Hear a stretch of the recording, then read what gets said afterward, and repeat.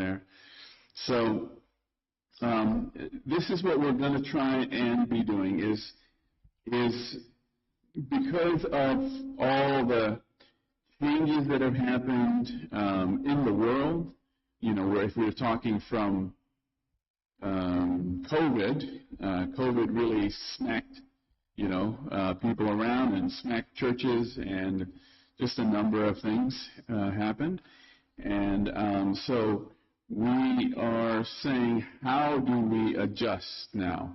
What's happening? What do we need to do? What do we need to relearn, to learn, unlearn, and relearn? What are those things? So this next one, Roy-san, yeah, thank you.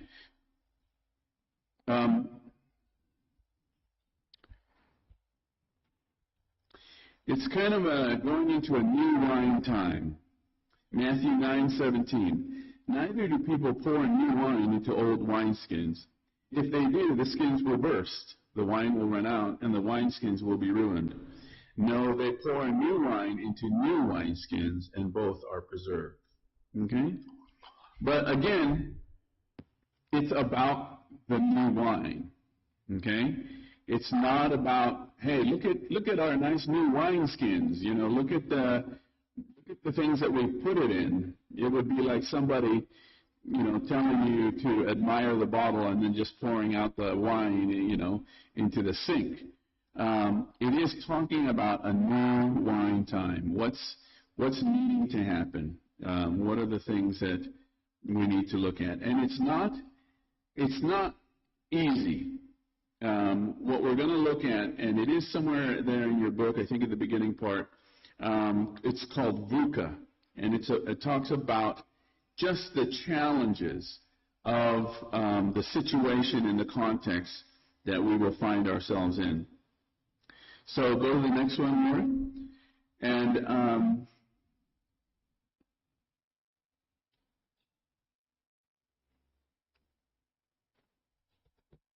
you try it? No? There we go. Okay. So, again, welcome to a VUCA world.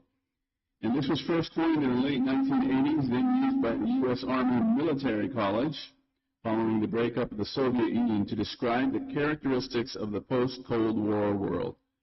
And this is a model not only being used in the secular world, but it has found appeal in the ministry world as well to help navigate these times. The four things: volatility, uncertainty, complexity, and ambiguity. All right? So again, I've seen many ministries, mission agencies also using this because there's just they're navigating through something that they've just not seen before, and it's a little bit hard for them to do. So first, let me just talk a little bit about volatility. All right? Volatility refers to the speed of change in an industry, market, or the world in general. Okay? This is an area of massive fluctuations in almost everything we take for granted. The more volatile the world is, the more and faster things change. Okay? So in a volatile world, things are going to just start changing fast. Okay? You'll see, I'll show a graphic later, just a little bit about a volatile world. In terms of uncertainty, uncertainty refers to the extent to which we can confidently predict the future. We can't do that anymore. Maybe in the early days, we could say, this many people, this is coming, this is going on, we'll have this income, whatever it might be, but it can no longer. There's so much uncertainty in today's age in the context that we are working in.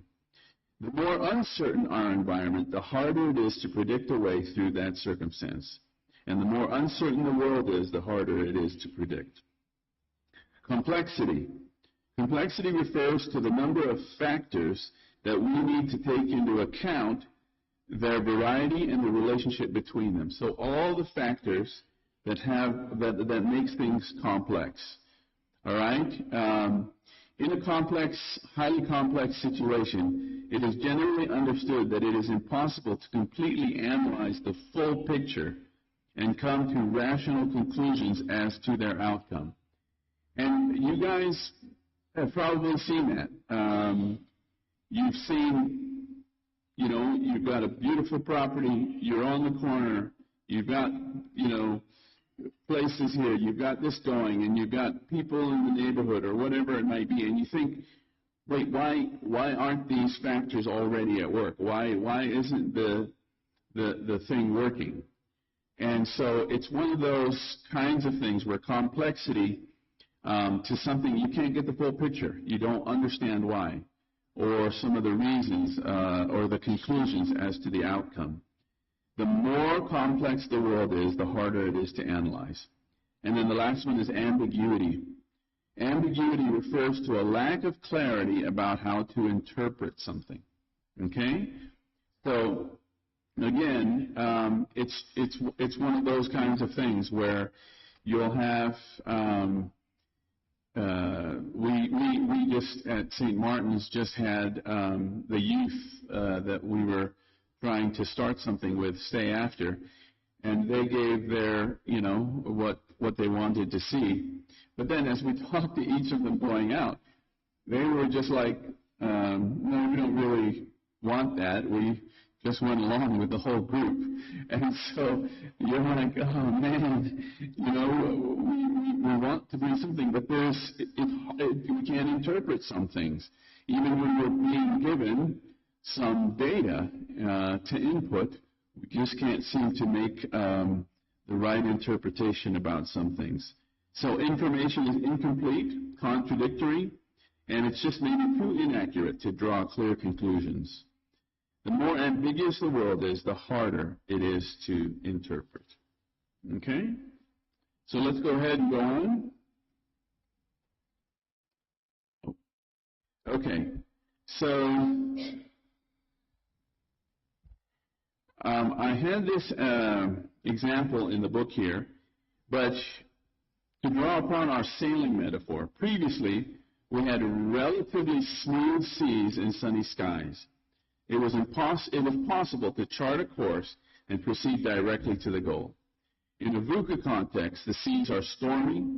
More frequent adjustments are needed due to the winds and the waves trends. Leaders must be more intent to conditions on the horizon, make frequent navigational changes, and give appropriate, timely direction to the crew. Changes in the context require a more agile leadership style. Okay? And it could be that that's not what you've been having, not what you've been used to. A leadership style that can change, a leadership style that looks to the horizon to see what's happening, what's going to happen, not at the next wave that might be hitting you. Okay? So, and then again, move to the next one, just a little bit there of the new normal.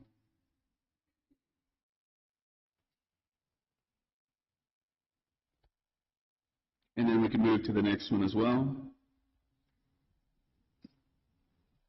So VUCA brings out the best and the worst of people and teams. Okay? The potential for the self, team, and departmental development is immense. I mean, people can grow during this time. They can really excel. They take on the challenges, and the challenges are great, but so are the opportunities. Okay? In the VUCA world, the old game plan, the established rules and processes, and the thinking patterns need to be put aside. And there may be some structural breakdowns. New ways have to be developed, new processes, new realities identified and accepted. Some things just have to be accepted sometimes, and then you can move on with something that needs to have a change, okay? And this needs to happen to effectively deal with the challenges and changes of VUCA. Let's move on. So for you leaders, VUCA challenges them particularly to anticipate and prepare for the possibility of change. Okay? to understand the consequences of their decisions and actions, to prepare for and accept new realities, to create and sustain trust in their teams and organizations with confidence, inspiration, and purpose. Okay? So this is what it is, what it can be, and hopefully could be, for leaders in a VUCA situation. So if we can go to the next one. And that might be a little hard to see there on the TV, but you'll see the differences in one being low of those VUCA and then one being in high VUCA, okay? In a purely volatile world, there is a lot of fast but predictable change. In a purely uncertain world, it is just hard to tell how things develop. In a purely complex world, things are hard to untangle and understand. In a purely ambiguous world, things are just hard to discern. Okay? So you'll see there the differences in what it might look like. Okay? We go to the next one. So there was a man named Robert Johansen in 2007, and he came up with a few things to help counteract VUCA in each one of the elements of VUCA and the different responses. So these are his responses. We can go to the next one. So vision rises above volatility. Okay? When conditions are changing unpredictably, leaders should keep focused on the desired target and vision. So simply put, hammer out a vision and tell people how to get there, what it will cost them, and the awesome prizes they'll get if they make it. All right? So, but what you're trying to do, if you know about change dynamics, is you have to create that feeling within someone that what they have, they're not content with, that they're not happy with what they have, and they need to change. So they'll rise up and be able to change because of that. So, again, one of those key things, when things are volatile, you set the vision. Well, whatever will come out of today, whatever other things that you want to have, it doesn't change your vision statement and what you have for your vision, but you can say, we are going to do this. In 2025, this is what we're going to do, and then we are telling the congregation, this is how we're going to do it, and we're going to head forward, okay? So that vision stays above volatility. So things might be happening, but vision can stay above it. Okay, the next one. Understanding reduces uncertainty. When uncertainty is encountered, take time to explore and experiment in order to increase understanding. So again, simply put, try out a bunch of stuff. Experiment, test it out, think out of the box, be prepared to fail, and then at least you can tick some things off of the uncertainty column. You can say, well, we tried that, and it didn't work so well. Or, you know what, we're going to figure out, we're going to try this and that. In one of our evening services at St. Martin's, we decided during the sermon time that we would try putting out tables because it was in the hall. So we put out tables so people sat at that, and then the sermon was in like 10-minute chunks, and people would then have discussions for it. So we thought it was going really well, and everyone seemed engaged, but then it just depended on whether you had a table full of teenagers or whether you know, some things just didn't work for it. And in the long run, we kind of felt that it wasn't necessarily, the people weren't getting as much maybe out of the sermon. So there were just some things we were going to try. And, you know, I hope that you don't have always that person in the congregation who's ready to say, I told you so. You know, I hope you don't have that. But if you do, Just be ready to say, okay, yes, thank you, you did tell us so, and we tried, and we might, and we're going to try something else. And don't be afraid to fail in front of them or fail in front of people, and just show them that you're trying some stuff out. Clarity counters complexity. When faced with the unknown and unpredictable conditions that can only be understood in hindsight or retrospect, learn to simplify where possible, as clarity informs decisions, and decisions enable execution. Oh, did we move on? Okay. Okay? So, so concentrate on keeping it simple, and this will help counteract the complex waters that we are navigating. Okay? Again, clarity can help inform your decisions, and the decisions enable execution. All right? So some decisions need to be made, and then the execution that comes with it. This commission that I told you about for church planting in the world, everybody on there is a bishop except for me. And, bishops are lovely people, but they're busy. And so whenever they say, oh, we're going to do this before our next meeting online in 2 months. No. And next thing you know, everyone's at the meeting. Oh, did anyone? Oh, okay. Well, all right. Okay, let's have this and that. And I keep sending emails, and I keep trying to do things. And, oh, man, bishops and archbishops, you got to love them. All right. And then agility overcomes ambiguity. When the future contains multiple alternatives, be ready to adapt the approach to match the desired outcome. Okay? Again, just being able to move and adjust, making some things happen whenever you can. I say the loquacious Muhammad Ali, he said, float like a butterfly, sting like a bee. Be nimble, be quick, be agile, be flexible, don't stay down, get up and keep dancing around. You'll get there. All right? So, again, that's just the VUCA world. Let's go to that last, that one there. In an ever-changing dynamic, church leaders must change their approach. Navigating in a VUCA environment is not a problem that can be resolved, but rather it is an ongoing paradox that must be effectively analyzed, managed, and transformed. Okay? So it's not like you're going to say, we're going to solve this all at once, and then everything will be great. It's ongoing, and you have to keep at it.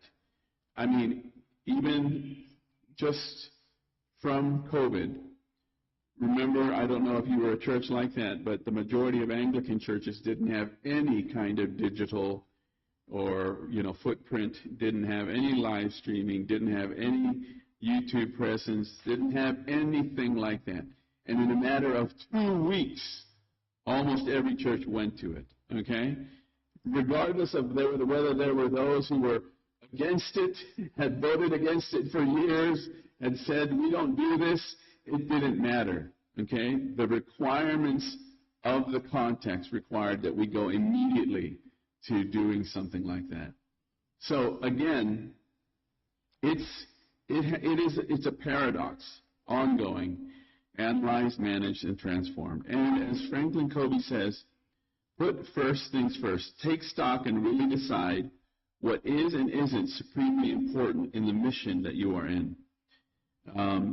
And with limited resources, you ask yourself, what are the best investments to make in the church's life? Rather than simply react to change, churches need to move towards a more proactive response to change. Okay? All right, so I want to just take a moment. You can stop the recording, Rory, and just have you maybe in groups of 4. Wherever you are there, just move into groups of 4 or 3, and just think about VUCA and your current circumstance. And maybe there are some things already in your head. You're thinking, okay, how do I approach this? How do I approach the youth? Thinking about VUCA, how do I approach new members, getting people into the church? How do we? So just be thinking about that kind of thing and how the context might be affecting you, and then we'll be able to talk about that more a little bit later. Okay? So take a few minutes to do that.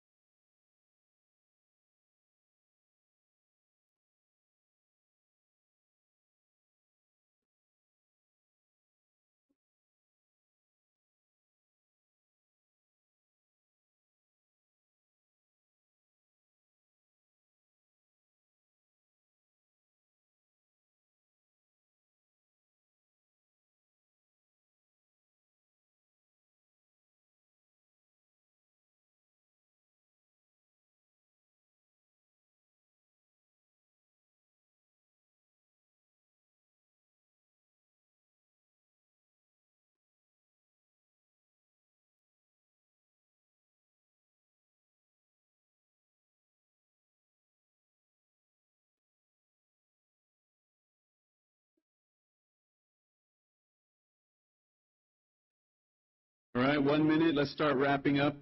Closing thoughts.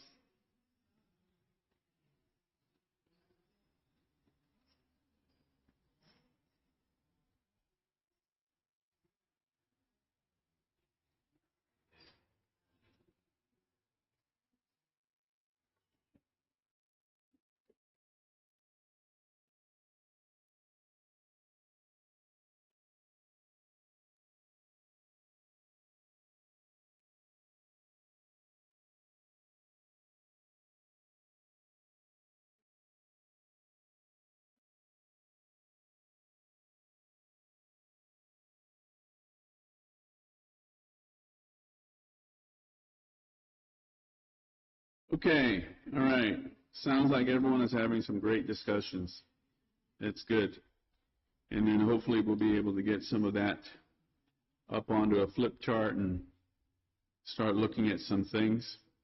Let's move on to the next slide. And this is going to start to get a little bit more into the actual aspects now of the church and what some things can happen in church. Online is probably going to be the new front door of the church. Before, the front door was literally the front door. But now, there are a number of churches that have like a short little video from a person's perspective, and it'll say, like, if you're visiting the church, this is what you'll expect. Someone will greet you at the front. You'll come in from the parking lot. You'll walk in. You'll see someone will give you a newsletter thank you, bulletin. You're free to sit anywhere you want. Sunday school, and so it gives somebody this virtual tour of something perhaps that they don't know about. It's unknown to them. They're a little bit scared. They don't know. If you've never been to church, you wonder if you're allowed to bring your children. You know, so they'll say, okay, I've heard of Sunday school, but I don't actually know what that means.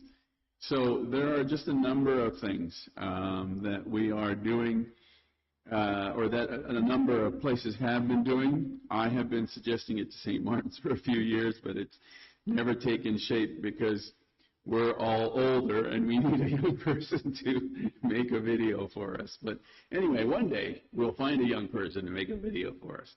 But we are resurrecting. I don't know why it went away, but a welcome team. Okay, and so just because the sides people are usually a lot of times they can recognize a new person. And they can always just alert someone on the welcome team, and that person can talk to them. If they have children, tell them about Sunday school, point out the Sunday school teacher, tell them what time Sunday school is, all kinds of things that can help a family feel at ease and feel welcomed in the community. And our interregnum priest right now, our rector had resigned or retired, and when he was in university, he went to, he was Methodist, and there was no Methodist church. So he went to an Anglican church, and he was a little bit like he'd never been to one, and he was a little, he was unsure. And he came to the front, and the person there greeted him and then said, have you ever been to an Anglican service before? And he said, no. And he said, well, let me sit with you, and I can help you go through the prayer book. And he became an Anglican priest. So there's just even that one bit of contact can make a huge difference. And just to let you know, statistic-wise, it's a little bit harder because it's harder to get volunteers. But a lot of times, decisions are made in the parking lot. You know, a family might have been fighting when they get to the church. When they get to the parking lot, there's no parking. They find that they have to go somewhere else, and then they don't know where the entrance to the church is, and they make a decision and say, this is not worth it. They get back in their car. So it's happened quite a lot. So that's just one of those things just to be aware of. And then, let's go to the next one. Using our facilities as magnets in the community. What message is your church sending to the non-church going community? Okay? In his book, How Your Church Can Reach People in the Post-COVID World, Tom Rainer states that from his research, breakout churches tended to exert a fourfold effort in reaching their communities. It was not only church leaders, but church members that put in a fourfold effort of energy, time, finances, and more in accessing their local communities. So, you guys know the 80-20 rule, right? And it is likely that you are the 20%. But as much as possible, this guy, Tom Rainer, does a lot of research on breakout churches. And what those groups do is they try and raise that 20% to include more of the congregation. A lot of times our church leaders say, well, it's the 80-20. We're the 20%. That's all we can hope for. Why do we think like that? Why don't we think, why not 100% participation of everybody? Everybody be on some kind of portfolio, on some kind of working team, on something like this, a volunteer for something, 100% of our community being involved. And so you can just get people to try and get into things, but this guy says it takes a fourfold effort. And I think that because you are here today, that you are desirous to see change and to see things happen. And I believe that you would be one of those who would say, I'm going to put in a fourfold effort. I'm going to just try and make something happen, and I'm going to bring someone along with me. I'm going to take someone along with me. I had a church plant out in the West Rand for about 10 years, and at any time during our services, we'd have about 30% unchristian, de-churched people. We attracted a lot of unchurched people. And we had one girl who was just starting, and then I asked her if she'd help out, like, you know, with like a sites person or handing out things. And she said, Paul, but I haven't even made up my mind about this Jesus guy. I said, that's all right. We want you to be helping out. We want this to be your family, to be a welcoming body. So, no, we would love to have you help out. So you can just have people, you know, help out. And we've had readers. We asked readers at St. Martin's. We've asked people to read after, like, their first time they visited, and they're like, "You want me to be a reader?" I'm like, "Yeah, sure. Why don't you get up there, give it a go?" So again, just doing everything we can to make people feel like they are a part of the congregation. Okay?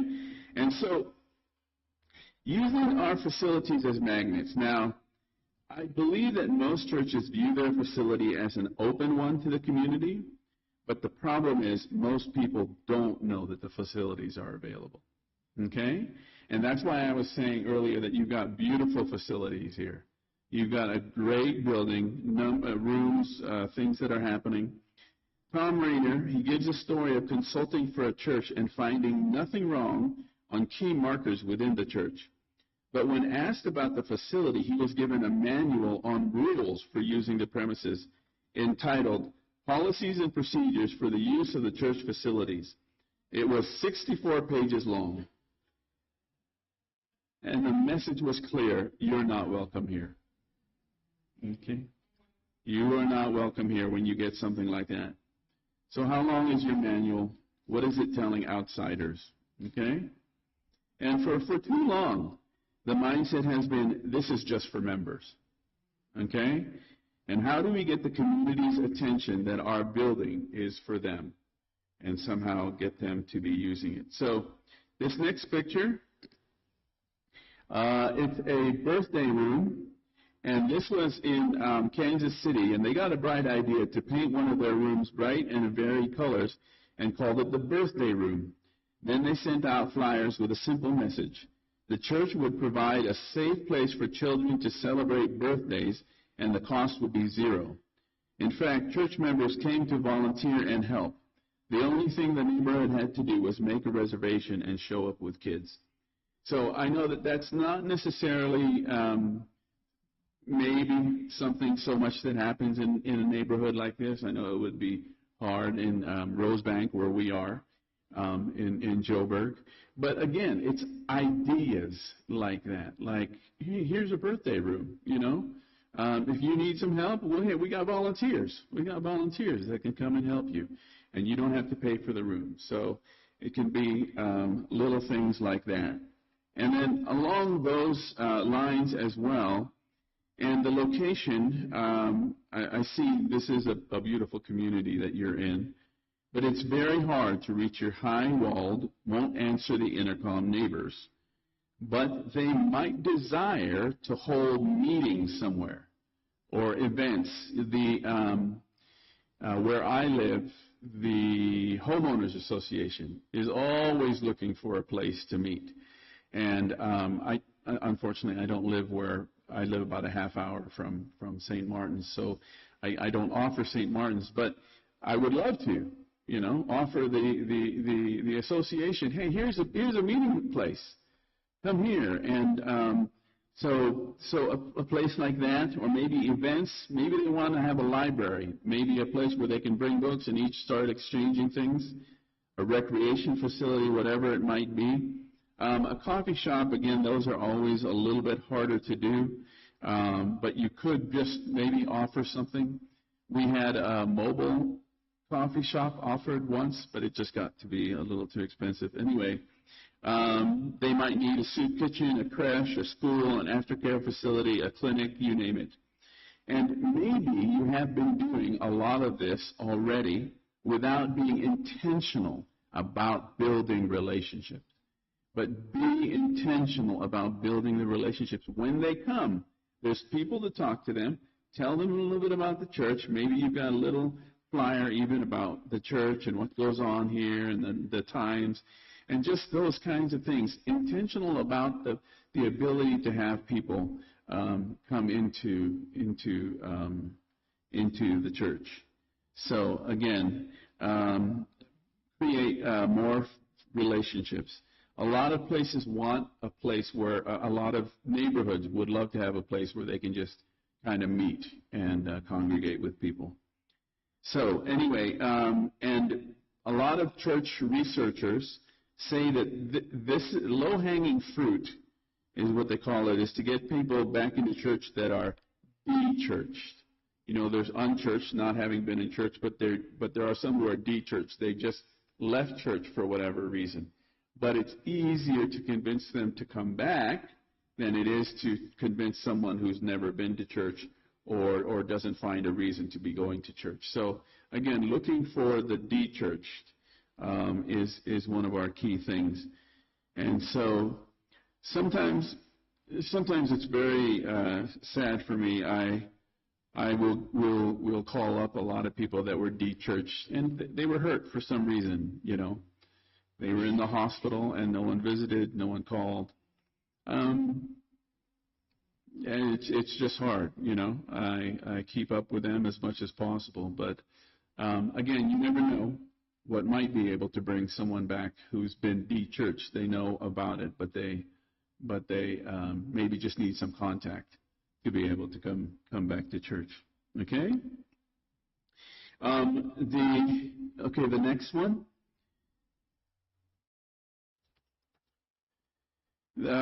It's an interesting thing. The unchurched see the disconnect between belief and practice in the lives of Christians who did not or who rarely attend church. They were amazed at how many Christians didn't want to commit to a church. You would think that Christians would want to have the time together to worship and study, noted Francis in a survey. But I am amazed how many Christians just are not committed to any church. So again, yeah, there's just a lot of people that are de-churched, but might be wanting to find their way in. And one of the things I get on our St. Martin's about is that when we have a combined service at 8:30, we have a 7:30, 9:30, then we combine at 8:30, sometimes special services. It's not on the website. So, I'll be sitting there in the service, the 8:30 service, and then someone shows up at 9:30 and sits in front of me, and I just, I reach over and say to them, listen, I'm sorry, we had a, blah, blah, blah. And they'll say, oh, okay, sorry, I didn't know. And I'll say, is this your first time here? And it's their first time there. And I think, wow, they've missed the whole thing, and it's, so it just takes effort, and keeping into the details of some of the things that have to happen. So, okay, we can move on to the next one. This is from C.S. Lewis, a great Anglican writer. There exists in every church something that sooner or later works against the very purpose for which it came into existence. So we must strive very hard, by the grace of God, to keep the church focused on the mission that Christ originally gave to it. And if you guys did happen to read the book, you'll know that I have I have a not so hidden agenda of talking about making disciples. But that is one of the key things. If you haven't read the book, you can always go to that chapter. It's funny, I'm working on a book right now, and in the beginning of most of the chapters, I'll say, if you're good with this section, why don't you just skip to the next chapter or go to chapter 6? And then my wife keeps saying, why do you tell people to stop reading chapters? Just let them read the chapter. So anyway. Okay, so can we go to the next one? What is that one? Okay. So this is from Fitch. The church does not have a missiology. The church is a missiology. And a missiology is basically the theological study of missions. It comes from the missio Dei, the mission of God in the world. Okay? So it's not like the church decides, okay, we're going to now have a mission of God. We're going to now do... The mission of God existed first, and you are a creation of that. All right? You don't decide, we're going to now start doing this and be part of God's mission. There's a mission of God going on, and it's basically up to you to find out where that is, what's going on, how do we engage. So, again, there's a mission of God. He wants you in it. So that's just, again, to keep in the back of your minds. So what if instead of seeing this as an opportunity to gain more views or put more bums in seats, we see this as an opportunity for the church to lean more heavily into its role as an agent that can equip and deploy the faithful as they engage in mutual relationships with people in much smaller communities of 2, 3, or a dozen people.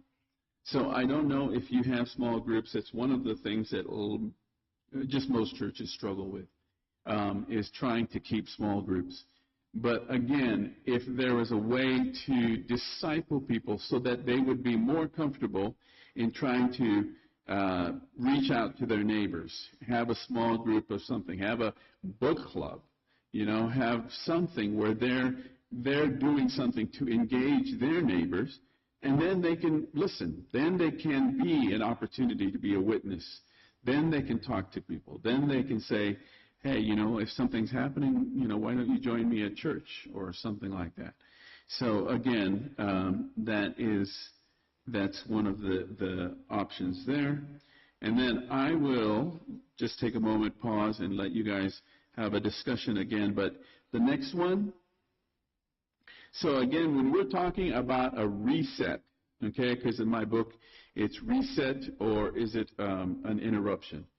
When everything seems to turn upside down, there is an opportunity to stop some things that had not been working anyway eliminate some things that were seemingly impossible in normal times, and start new things that might have been hard to imagine in the past. All right?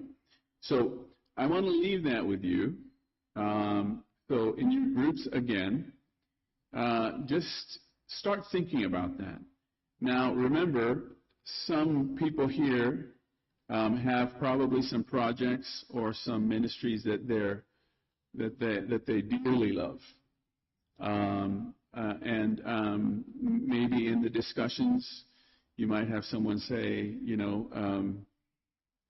is this thing still working? Should I be still doing this?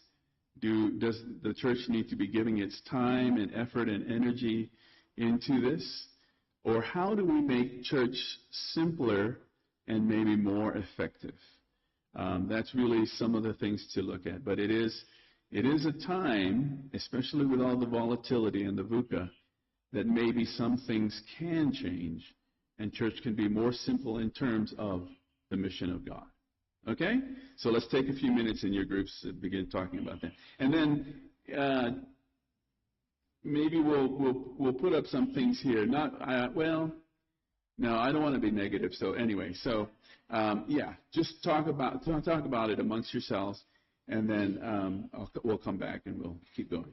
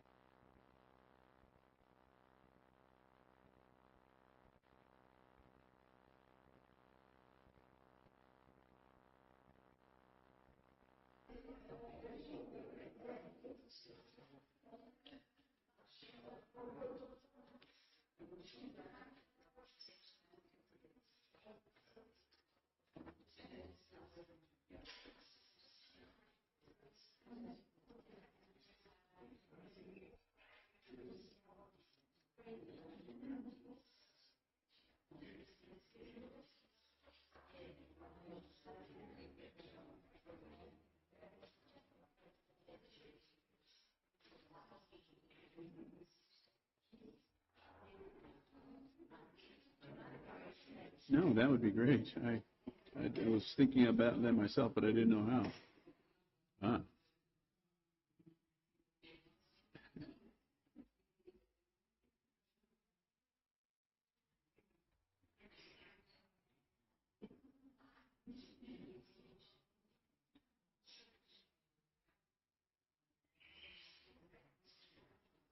All right.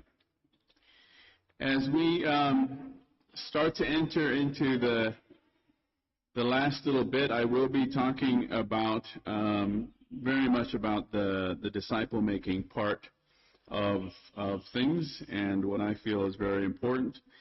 And then we'll start, once you've been in a group, we'll start making some lists of things and then begin some more discussions about that. Okay. Can we move on? Thank you. Biblical history shows us that Paul made disciples before churches were formed. Paul practiced form following function. They knew that if you make disciple-making disciples, the result was always a biblically functioning community, Jesus' church. But it is not necessarily true that if you build the church first, then you'll get disciples. Okay, so again, to form following the function. What was the function that God gave, that Christ gave to that first church? Go and make disciples. Okay, and then He knew you have a group of disciples together, that's going to evolve into a church. It's just naturally going to happen. But if you start with the church first, that doesn't mean you will get your disciples. Okay, so let's go to the next one. The post-COVID church must be in love and engaged with the mission of God, and therefore must make it their number one priority. Tom Sine writes, every denomination and religious organization I have worked with does long-range planning. Ironically, they do long-range planning as though the future will simply be an extension of the present. As a result, we are chronically surprised by change. In the future, we can no longer afford this luxury. I love that line, chronically surprised by change. So when we see it happening, we, for some reason, just think it shouldn't be happening, that we've always done it this way. So I don't know why this is happening. And so when you have change, it really surprises people, and sometimes not in a good way. So, okay, the next one. Alan Hirsch. Missional church is a community of God's people that defines itself and organizes its life around its real purpose of being an agent of God's mission to the world. And I love that phrase, organizes itself around the mission of God. Okay? Think about it. What if every church council, exco, staff meeting, planning meeting, you name it, kept asking the question, yes, but does this help accomplish the mission of God? What if that was our thing? What if it was, this is what's going to grab me is how do we keep doing the mission of God? Why are we on earth? Every Christian at some point in their life has got to ask themselves, why did God put me on earth? Why am I here? No matter what age you are, no matter where you are in life, what does God have for me? And perhaps, again, as I say, as a reset, to go back to, again, that first commandment of making disciples. The mission of God flows directly through every believer and every community of faith that adheres to Jesus. To obstruct this is to block God's purposes in and through His people. Okay? So again, that mission of God is out there, and we just need to take part in it. All right, let's go to the next slide. Oh yeah, that was one. The next slide.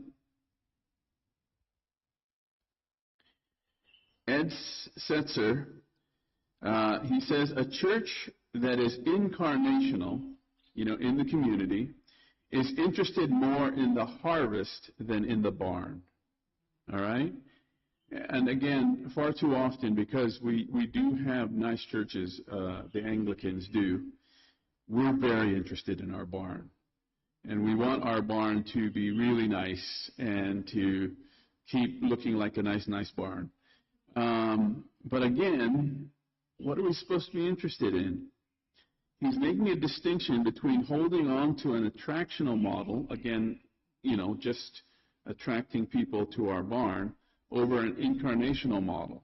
He goes on, for too long the church has focused on getting the grain into the barn. We have made sure the barn is clean, made sure it is attractive, made sure it is well organized, and then we assumed that the grains of wheat would make their way in if we invited them. Okay? So, again, it's not about the barn. It is about the grain. And we're trying to get the grain in. So let's show the next one, which is just a video, quick little video.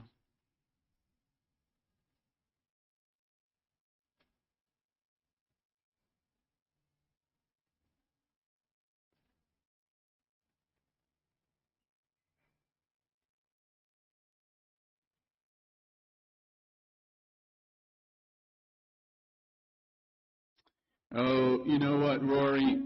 I think I forgot to bring the video and put it onto that flash drive. I mean, it's embedded in the PowerPoint, but when you play a video on a flash drive, it has to be actually there somewhere for it to find. All right, Rory, I don't think it's going to work. All right, never mind that video. I never liked it anyway. So. Buka, I tell you. All right, let's just go on. Okay. And another great quote from C.S. Lewis. The church exists for nothing else but to draw men into Christ, to make them little Christs. If they are not doing that, all the cathedrals, clergy, missions, sermons, even the Bible itself, are simply a waste of time. God became man for no other purpose, to make little Christs. Okay? And I know that this seems like something like, well, I mean, how does that happen, and what do we do, and is it worth it? Just imagine, if you had a committed person just like yourself next to you, you double the group, right? Just imagine if you had one more person that they had, a discipled person. Because I don't know if you've heard that term. I forget the pastor. I think it's Augustine.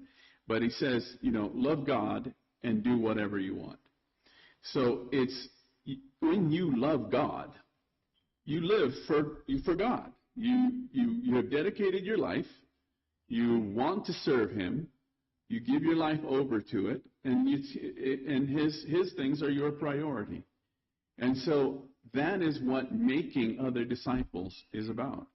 Is when you get those disciples, actually, stuff starts to become a little simpler.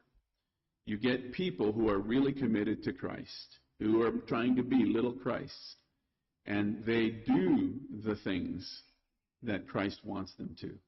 So it's not like actually you put the effort in, but then things actually start to see some growth.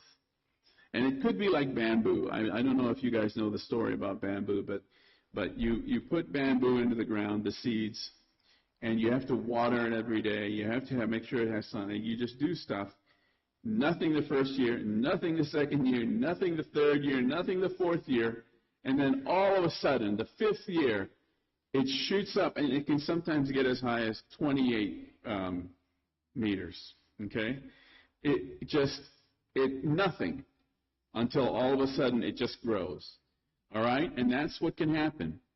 And making disciples is, I mean, I'll tell you the truth. It's a messy thing. Okay. My wife and I go into a squatter camp to disciple high schoolers every Friday afternoon, and we'll, like in her group, she'll spend a whole year with the girls and talking and discipling and stuff, and then invariably at the end of the year, one of the girls is pregnant, and then has to leave the group. Although we don't say leave the group, but they just feel embarrassed. But it's you're discipling, you're putting yourself into people, but that doesn't mean, it's going to be perfect. This person, remember St. Paul put himself into people and they left him. Demas, who loved this world, has departed from me. Paul tried to make disciples and was very good at it, but sometimes just failed. Because again, all of us still have that sin nature, and sometimes we just are stubborn. So, but it is sometimes worth it. So someone I have been discipling for over 20 years, he took over the church plant that I had. So he's the pastor now of that church plant. And he just came along. I just brought him to everywhere that I went.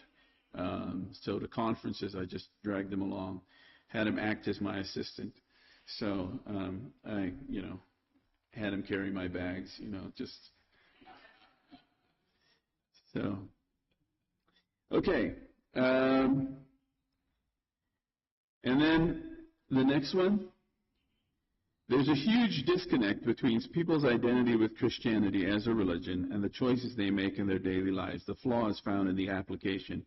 So the simple problem is not enough Christians are making disciples. Okay, it's a tough thing.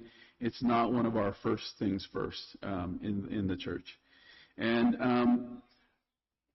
let me just say that from what I've experienced with churches and with groups, is not necessarily the best thing is to have like an evangelism workshop or something. Because evangelism, sometimes that word scares people off.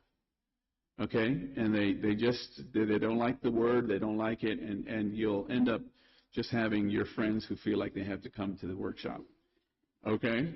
So, and usually they're not, nothing is turning their minds really towards it. Now, does anybody know the percentage of those who affiliate with Christianity in South Africa? It's 85%. Okay? But come on, 85% people who are Christians?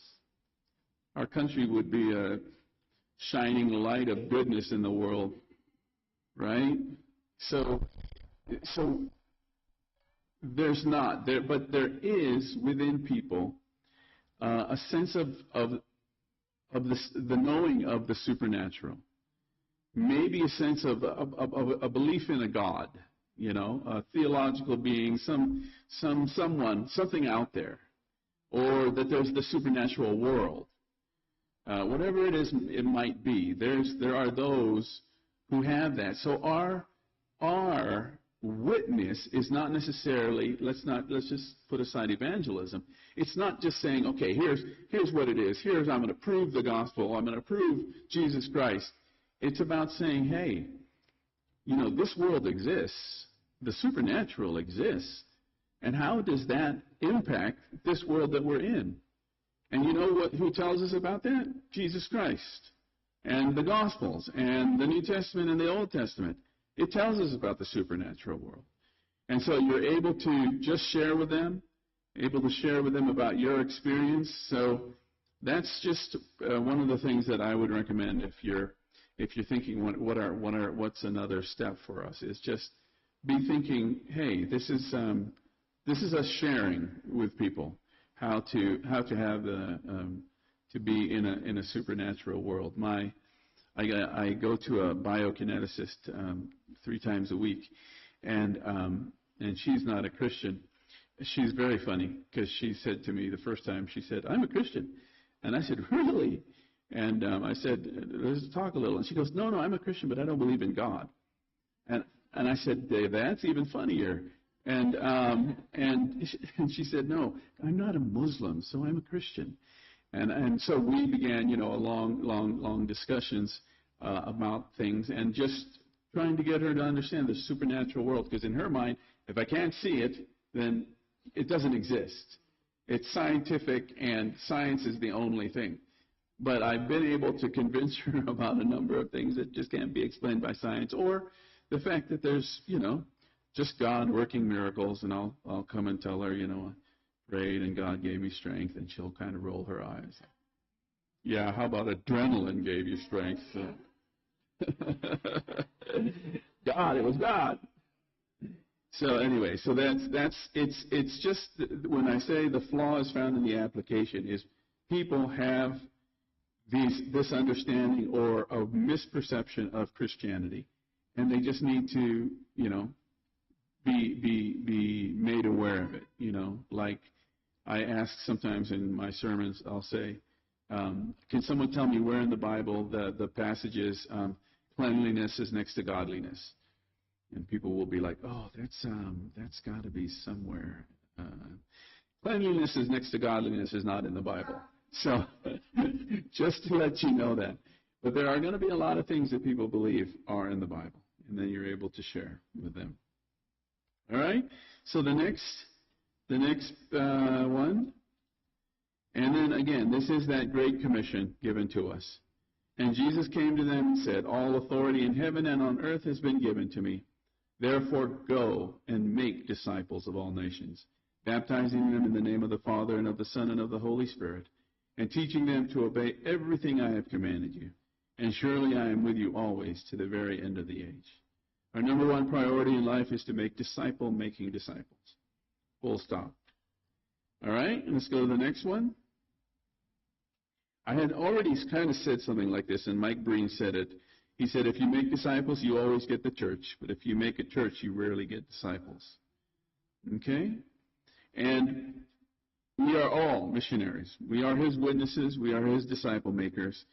It might seem like a daunting task, but again, it's as simple just as conversations over coffee, over whatever it might be. So just simple like that.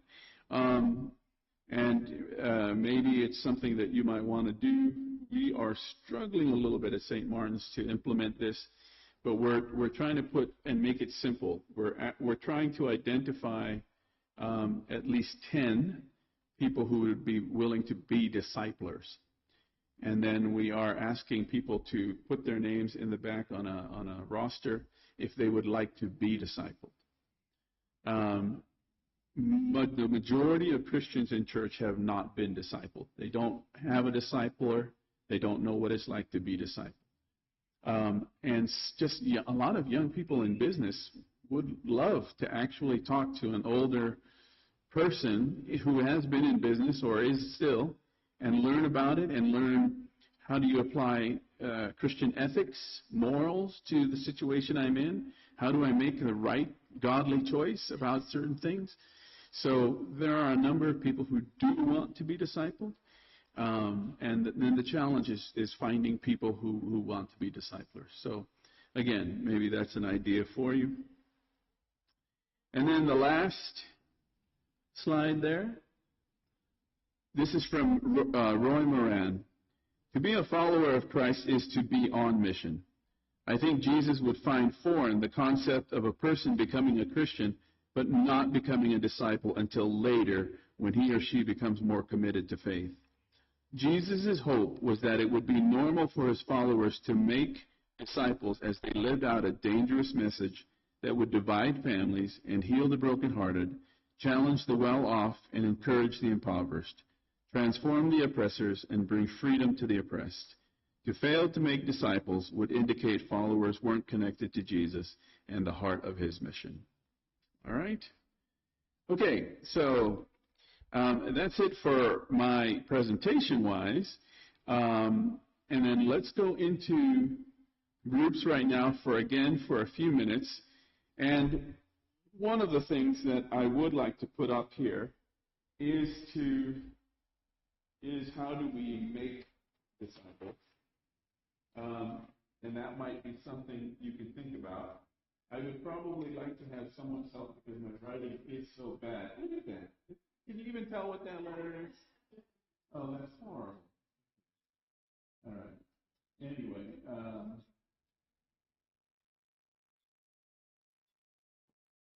okay, so this might not necessarily be something easy to jump into. We're talking about 2025, but it could be that this is maybe a 2-year plan that you guys might have about how do we get to a point where we're making disciples. But I want you to, in your groups, just start saying, okay, these are some of the things I believe from our discussion and what we've heard today. This is what I would love to see happen at the church, or this is what I think we need to be doing at the church. So we'll take your top 3, and then we'll write them up here, and then we can have the group interact with them, okay? And see, I think for 2025, if you decide that you want to do 3 things maybe, especially if they're new, if you want to do 3 things, that would probably be a good goal to keep in mind when you start it. But it's up to you. If you want to go 3 to 5 things, entirely up to you. But we could write them down, and then we can have more of a discussion. Okay? So take a few minutes to meet in your groups.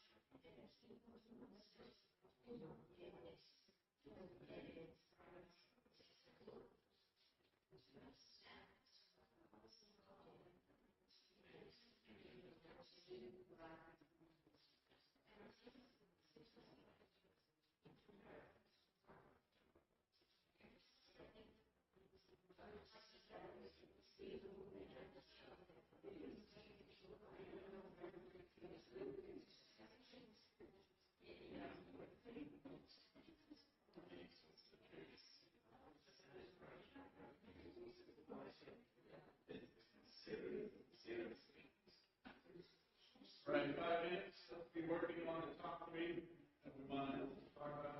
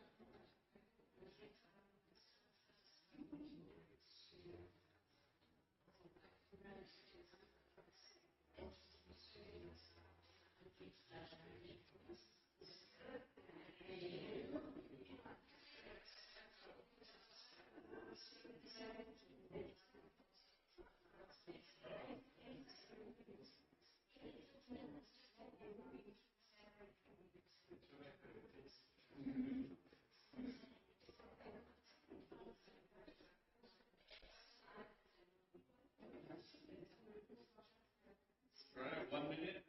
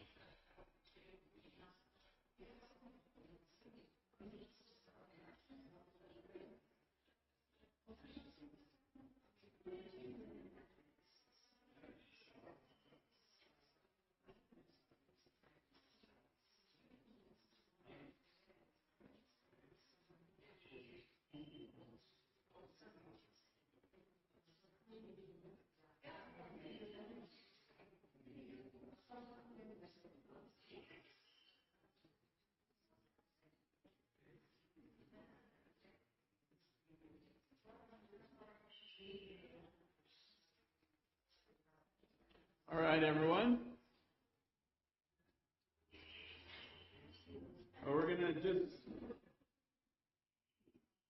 We're gonna just write down the different things, the three you have. If we have some things that are kind of the same, we'll just maybe make a note that it's just a duplicate, and then we'll just see what we have here, and then we will give it some discussion. All right? So let's start with the first group here in the front.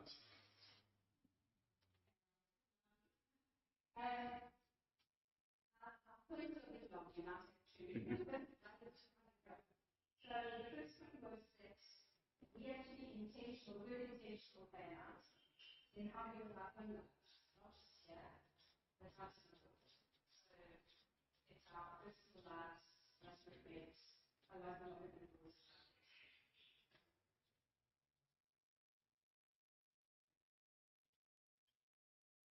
Second one was bringing people into the wrong, all those things intentional. That's a big thing in our that we need more intimate small groups in areas to be able to minister to or to start off.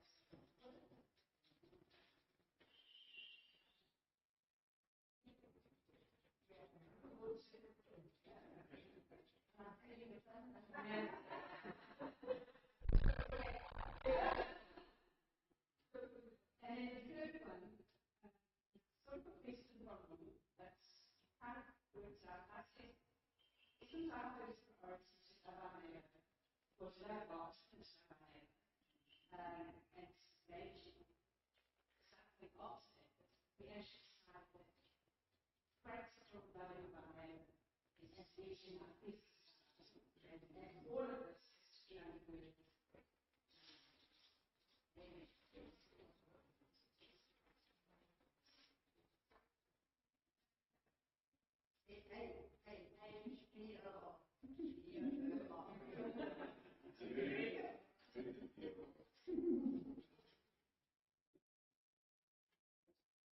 All right. Thank you, first group. Let's have the second one that was right behind them.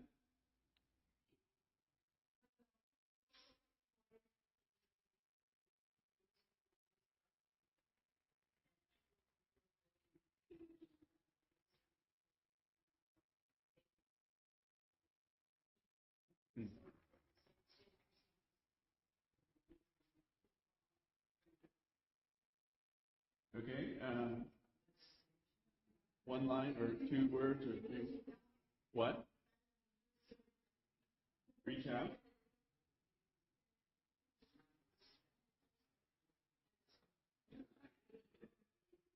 Okay.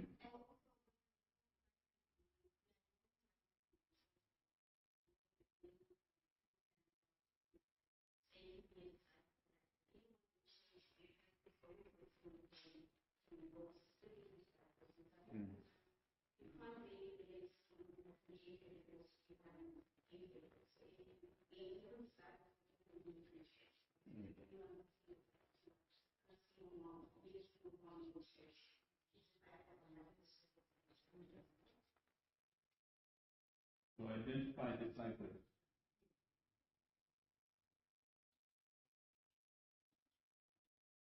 Okay, great.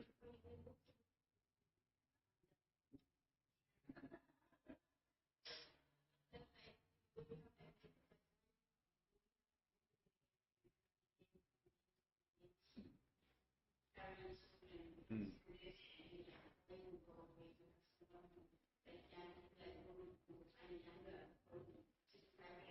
Mm.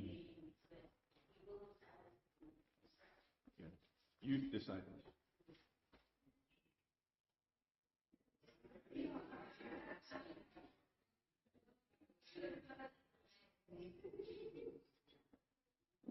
Okay.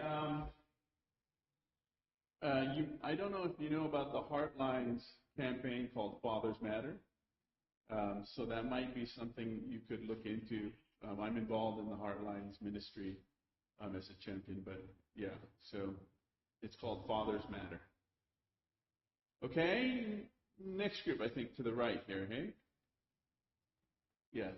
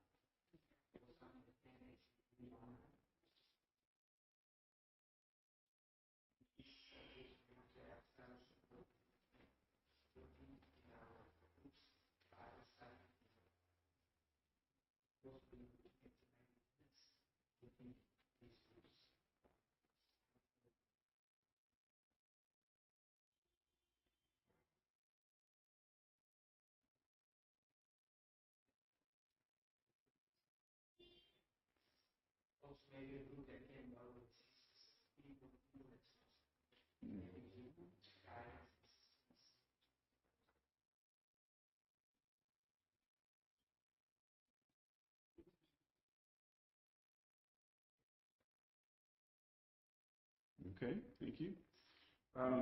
At St. Martin's, not so much at my church plant, but at St. Martin's, it's unfortunate. We always have like alpha groups that start, Lent groups that start, and then they just never last. Yeah.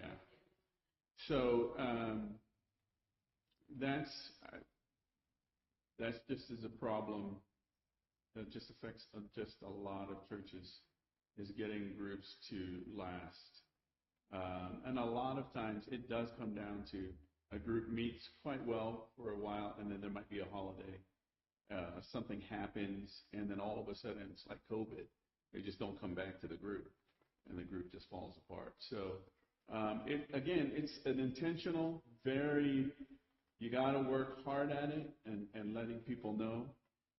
One of the things that we have found, especially at the church plant, was they didn't have, I made it to where I gave questions to them, piece of paper, so every group that met in the week would go over my sermon. So then they had sermon pieces and they had questions. So then the groups were on the whatever the church was preaching about or going through. So also, I'm just as a suggestion too is, up to the clergy, but we often had series, a series that left the lectionary. We didn't always use it. And then if there was something that was like cultural that was happening and was very popular, we would run a series on that just to see, and then advertise it to people. Like, remember there was the Da Vinci Code, and then there was The Secret, and we ran a series, and we would have lots of people come in just so they could hear and just, because they thought I was going to tell them more about the Da Vinci Code. More secrets. But anyway, so it was that kind of thing to be aware. This is the thing happening. This is on the waves out there. Let's try and see if we can get people in that would be interested in that. Okay, behind that group.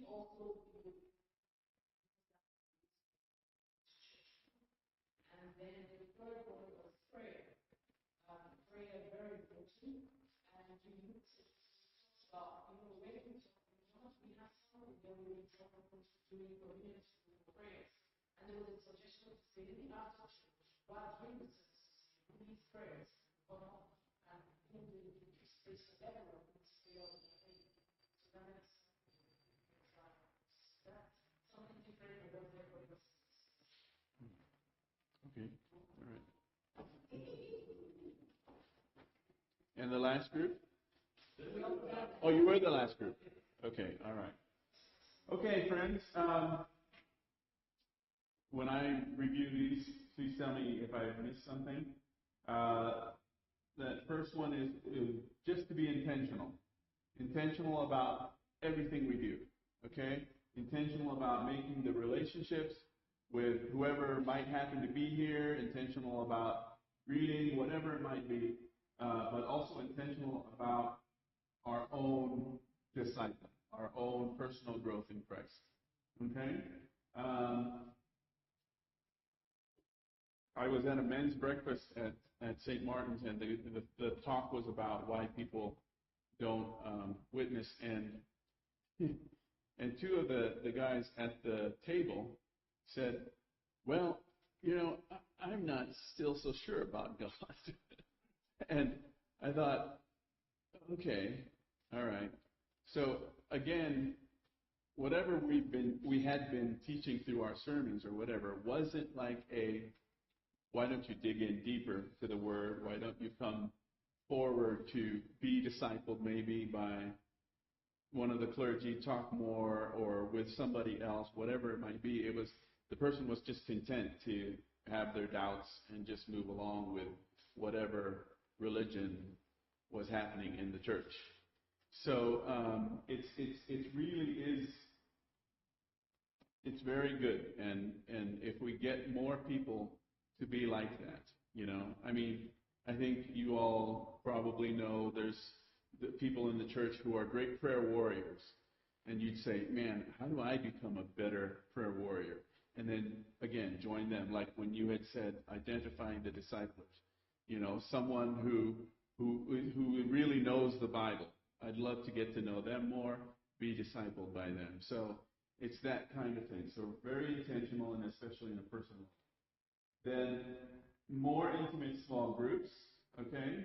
We also do have small groups down here, smaller groups to meet. Again, maybe online, all right?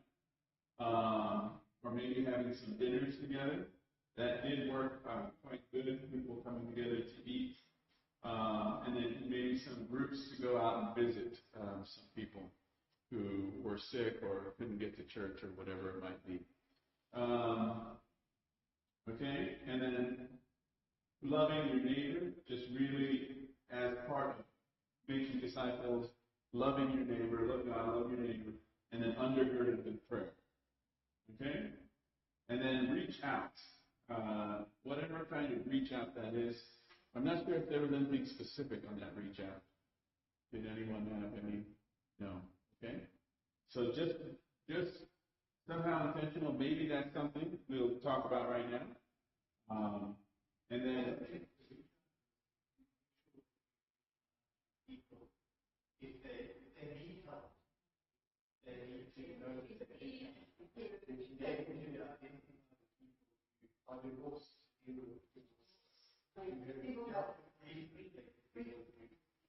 reach out and say, we're here to help.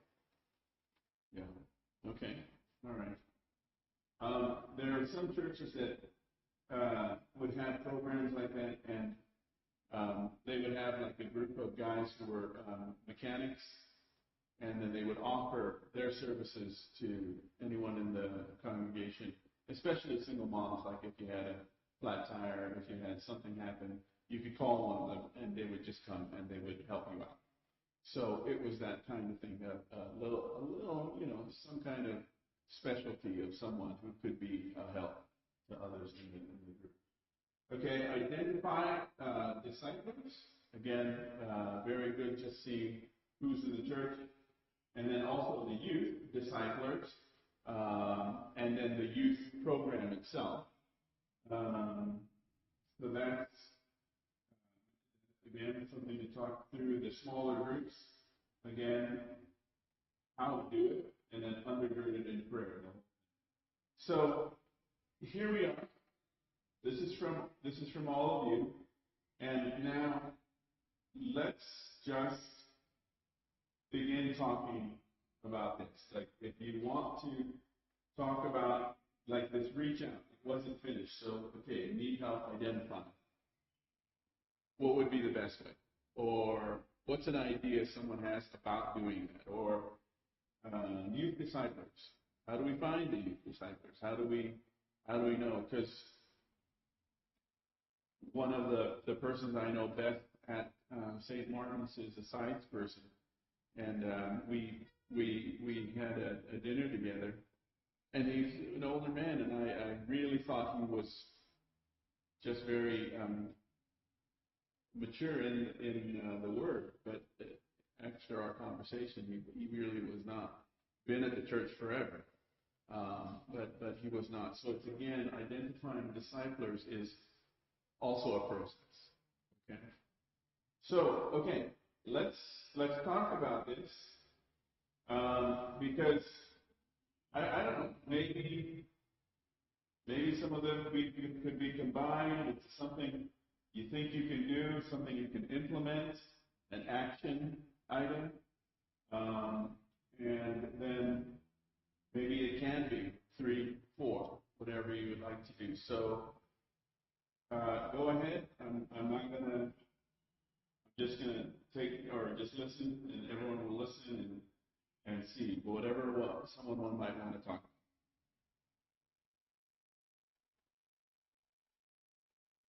Yes. For me, one of the things that in my box is this life is incredibly busy. A lot of people, a lot of single moms, a lot of people struggling financially, a lot of people in high positions in this church. We just want to have and time is a huge commitment. So I was thinking maybe one of the things is something that doesn't have to be every week. Something that starts with once a month, that you're actually making the concept. And the other thing, the second thing with that is people are scared that I can't leave. I mean, when we started reading about it, we just read it. We get the material, ask someone to help you, or you just have a different format, not teaching. And on many of these units that have been for many years, that I realized that one of the biggest things that when we say things just stop happening, it's tough. Think about families, but so I really feel my heart there is very much for people sitting in the world. Some of us now all the way try to do it.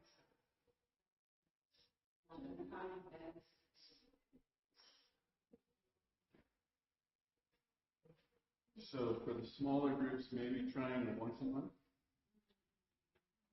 or every 2 months.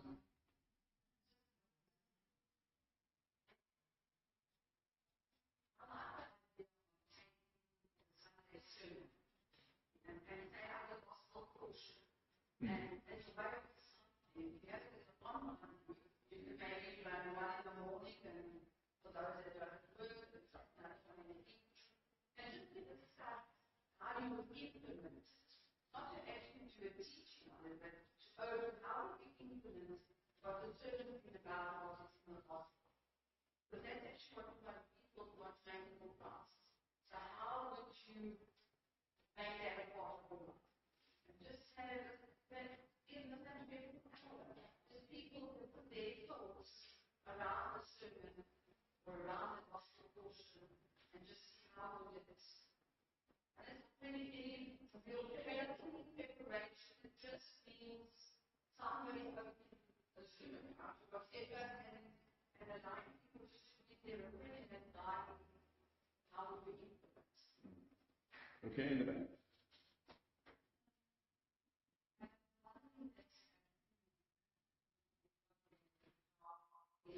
The service that people are in terms of they're having a YouTube stream. They actually have like a stream or Teams stream where people can say hi, which is from where, and so that was the first thing that might kind of in that certain thing that happened certain thing. And then also I would actually proceed pretty short. So also like this powerful part of the word is really short. One hour is part of our so this will do the 2 hour word.